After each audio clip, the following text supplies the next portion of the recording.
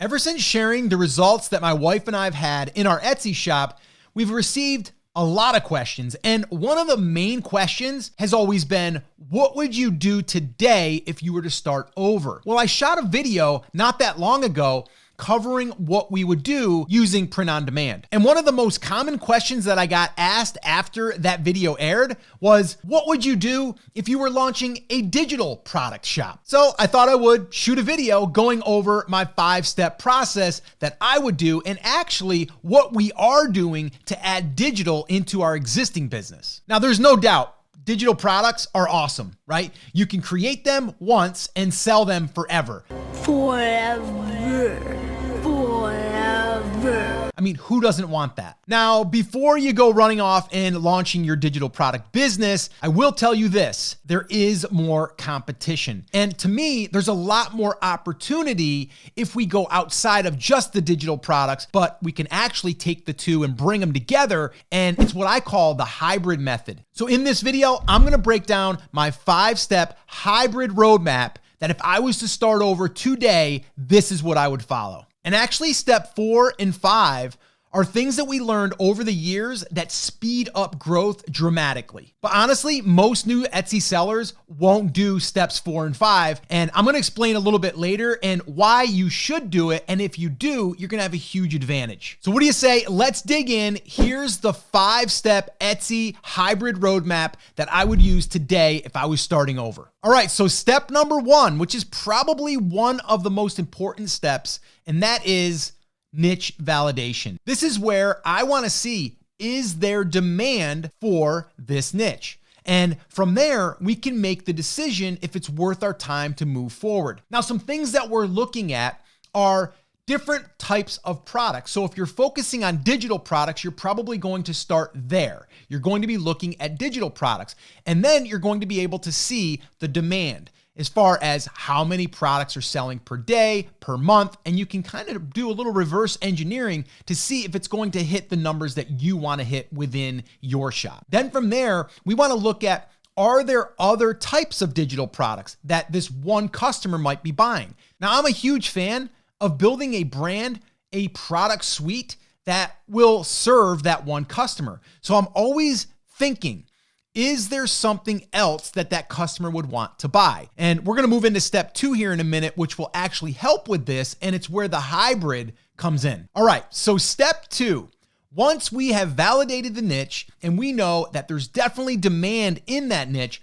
here's what I would want to know. Are there print on demand products that could be sold to that customer? This here opens up a huge product suite for you to potentially sell that customer. Or you can take something that's digital and you can create a printed version of it. So let's say that you sold baby nursery art. Well, that same art that's a download could technically be a print. It could be on a canvas. It could be on a framed print. It could go on a pillow. It can go on a blanket. All of those different items now are potential products that you can sell that same customer. So you see where we're going here? We can take that digital product and then we can leverage it on print on demand type products. So that right there is how we really do the hybrid and bring them together. And one little side note here, when you are able to do this, you're going to give your customer more chances to buy. And what that's going to do is it's going to increase your cart value, which we all want. If I can't create multiple products for that one customer, then I'm not going in that niche. That's just how I operate. I am not going to be spending all my time on 1 or 2 digital products and hoping that it's a home run. And not to mention, I'm leaving a lot of money on the table if I'm not offering these other items. So step number 3 is going to happen after we've done our niche validation. We made sure that there's enough demand. We've done our product research, both for digital and for print on demand products. And now what we need to do is we need to launch multiple products, lots of different products. But the one thing that we want to make sure is we are going to start with the easiest ones. So this way here, we're not spending 3 months creating a digital planner or something like that that's going to take 3 months to create, and now we got to wait 3 months to launch. We want to go ahead and create something as quick as possible and get it launched. The more products that we put up inside of our Etsy shop, we are getting more Etsy real estate. We are basically putting more items in the Etsy catalog, in this search engine. So now when people are searching for stuff on Etsy, we have a greater chance of them being able to find us. Makes sense, right? Create and launch multiple products and start with the easiest ones, even if it's not the digital one yet. I can't stress that enough. You want to start with the easiest products so we can get some momentum and we can start launching products faster. All right, so step number 4, and this one here, I get a lot of new Etsy sellers that don't want to do this, and I'll explain why. We want to run a sale.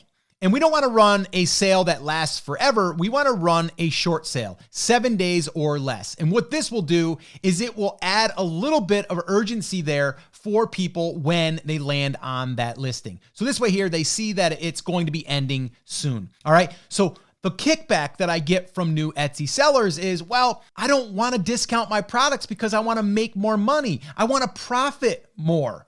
Well, that's a beginner mindset. I understand that. But what we need to think about is if we are a business, we need to get sales. And if we get sales, that's going to help everything else. Meaning, if you want to get your product to rank in search, the easiest and fastest way of doing this is to get sales. Etsy recognizes sales. It will push you up in the rankings if you get sales. So what we need to do as new business owners is we need to realize this is kind of like a grand opening sale, like all of the brick and mortars do. We want to discount our prices so this way here, it's more attractive to a new customer. You got to remember, we don't even have reviews yet, maybe. So we need to discount the price so we can get more sales through the door, and then that's going to help everything else on the back end. So try to take the profits and set them to the side for a minute and think about this as marketing. This is marketing to help you get sales so it can help you get traffic. So step number 5, and again, I get new Etsy sellers that don't want to do this right away, and that is start running Etsy ads. And the reason why is because if you want to get eyeballs and you want to get those first initial sales, you need traffic. If you're just going to launch products and sit back and wait, it could take 30, 60, 90 days before you start showing up in search. And even then, you might not show up in the top results because you don't have any sales. Etsy bases a lot of their algorithm off of sales velocity. So what we need to do is get sales velocity. Well, if we have a product and no one sees it, we can't sell it. So what's the quickest way to get traffic? Spend a little bit of money. Now, you can spend as little as $1 a day, depending on how many products you have, but I spend usually up to $5 a day, even on new products. And I discount the price like we did in step 4.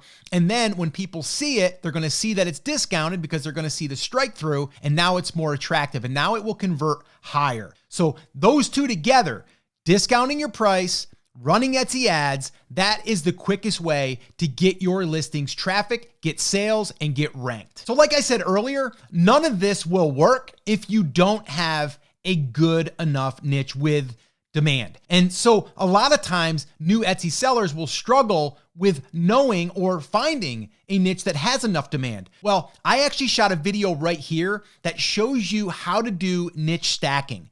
And this will show you exactly how to take multiple niches and bring them together, but yet still have a cohesive brand. So watch that one next. I'll see you there.